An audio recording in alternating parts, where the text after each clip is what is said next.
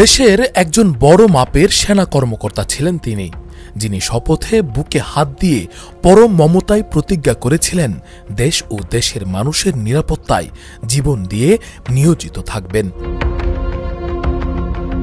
সেই কর্মকর্তা যোগ দিলেন মানুষ খুনে, তাও নিজ দেশের মানুষ। একজন দুইজন নয়, 100-200 নয়, তিনি হাজার সংখ্যা ক্রস করেছেন। খুব ঠান্ডা মাথায় তিনি হাজারেরও উপর নিজ দেশের মানুষের প্রাণ নিয়েছেন, হত্যা করেছেন। একজন সেনা কর্মকর্তা যদি এতটা নিষ্ঠুর হন, তার পরিণতি কতটা ভয়াবহ হতে পারে তারই প্রমাণ এই সংখ্যাটা 1030।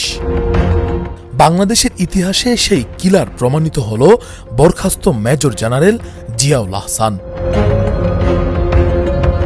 আন্তর্জাতিক অপরাধ ট্রাইব্যুনালের চিফ প্রসিকিউটর অ্যাডভোকেট তাজুল ইসলামের এক বর্ণনায় উঠে এসেছে এক রক্তহীন করা তথ্য। একজন মানুষ মাথায় গুলি করে 1030 জনকে হত্যা করেছে। বরখাস্তকৃত মেজর জেনারেল জিয়াউল আহসানের ব্যাপারে আমরা বলেছি, আমাদের এই বলকানের কসাইদের মতো বাংলাদেশের কসাই হিসাবে এই জিয়াউল আহসান হত্যাকাণ্ড থেকে শুরু করে অপহরণ, নির্যাতন, গুম এগুলোর সাথে জড়িত ছিলেন। তার বিরুদ্ধে সুস্পষ্ট অভিযোগ এসেছে। তার বিরুদ্ধে জুলাই আগস্টের যে গণহত্যা এবং মানবতা বিরোধী অপরাধ, তার বাইরেও বিগত সরকারের পুরো সময় জুড়ে বিভিন্ন সময় তার দায়িত্ব পালনকালীন সময়ে যত গুম হয়েছে, সব গুমের অভিযোগের তীরটি তার বিরুদ্ধে গিয়েছে। সেনা কর্মকর্তা থেকে র্যাবের শীর্ষ পর্যায়ে উঠা, পরে গোয়েন্দা সংস্থা এনএসআই ও এনটিএমসির মহাপরিচালক হওয়া বরখাস্ত মেজর জেনারেল জিয়াউল আহসান।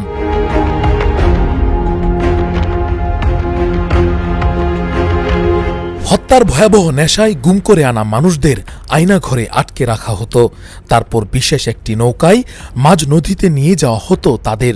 চোখ বাঁধা, হাত পা বাঁধা অবস্থায় মাথায় একেবারে কাছে অস্ত্র উঁচিয়ে গুলি করত জিয়াউল। তার নিজের ভাষায়, গুলির পর মগজ ও রক্তের গরম ছিটা হাতে লাগলে দারুণ ফিলিংস হতো। এটাই ছিল তার বিকৃত মানসিক আনন্দ। একদিনে 11 জন, কখনো বা 13 জনকে একসঙ্গে হত্যা করার রেকর্ড আছে তার। কখনো ইনজেকশন দিয়ে মেরে ফেলা হতো, কখনো লাশ ফেলে দেওয়া হতো বুড়িগঙ্গা শীতলক্ষায়, আবার কখনো রেল লাইনে শুয়ে দেওয়া হতো ট্রেনের নিচে। ওয়ালটন এখন দেশের সীমানা পেরিয়ে পৌঁছে গিয়েছে 50টিরও বেশি দেশে। ওয়ালটন, ঘরে ঘরে, বিশ্বজুড়ে। 2011 থেকে 2015 পর্যন্ত কমলাপুর থেকে টঙ্গী পর্যন্ত ট্রেনের নিচে কাটা যত অজ্ঞাত লাশ পাওয়া গেছে, সবই ছিল এই সিরিয়াল কিলারের শিকার।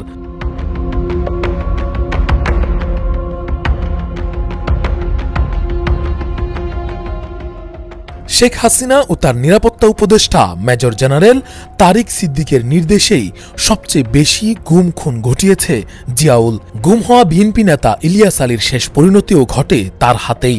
ভারতীয় গোয়েন্দা সংস্থা র এর চাহিদা অনুযায়ী মানুষকে সীমান্ত পেরিয়ে হস্তান্তরের ঘটনাও ঘটিয়েছেন তিনি। তাদের নির্দেশ করছিল গলফ করো, অর্থাৎ মেরে ফেলো। ক্ষমতার আড়ালে দানবের উত্থান র্যাব 2 থেকে শুরু করে এনটিএমসির মহাপরিচালক। ধাপে ধাপে উত্থানের পেছনে ছিল রাজনৈতিক আনুগত্য আর অন্ধ দমন নীতি। 2013 সালের শাপলা চত্বরে হেফাজতের গণহত্যা, 2014 সালে নারায়ণগঞ্জের 7 খুন, সব ঘটনার ছায়া পড়েছে জিয়াউলের নামে। সাবেক সেনাপ্রধান ইকবাল করিম ভুইয়া তাকে সেনানিবাসে অবাঞ্ছিত ঘোষণা করেছিলেন। তার ভাষায়, সে যেন ইটের টুকরো দিয়ে ঠাসা মস্তিষ্কের মানুষ, বুঝানো অসম্ভব। গুম কমিশনের রিপোর্ট অনুযায়ী 2009 থেকে 2014 সাল পর্যন্ত গুমের শিকার হয়েছেন হাজারো মানুষ। এর মধ্যে জিয়াউলের নেতৃত্বে খুন হয়েছেন অন্তত 1030 জন। বুড়িগঙ্গা, শীতলক্ষা, পোস্তগোলা, কাঁচপুর সব নদীঘাট নীরব সাক্ষী হয়ে আছে তার নৃশংসতায়। দুর্নীতি ও রক্তমাখা সম্পদের সাম্রাজ্য, হত্যা আর গুমের পাশাপাশি দুর্নীতি, ঘুষ, অবৈধ অর্থ পাচারেও নাম উঠে আসে জিয়াউলের। দুদকের তদন্তে বেরিয়ে এসেছে তার নামে বেনামে 5000 কোটি টাকার সম্পদ। স্ত্রী নুসরাত জাহানের নামে ব্যাংক হিসাবে 342 কোটি টাকার লেনদেন, বিদেশে নাগরিকত্ব ও বিনিয়োগের প্রমাণ মিলেছে।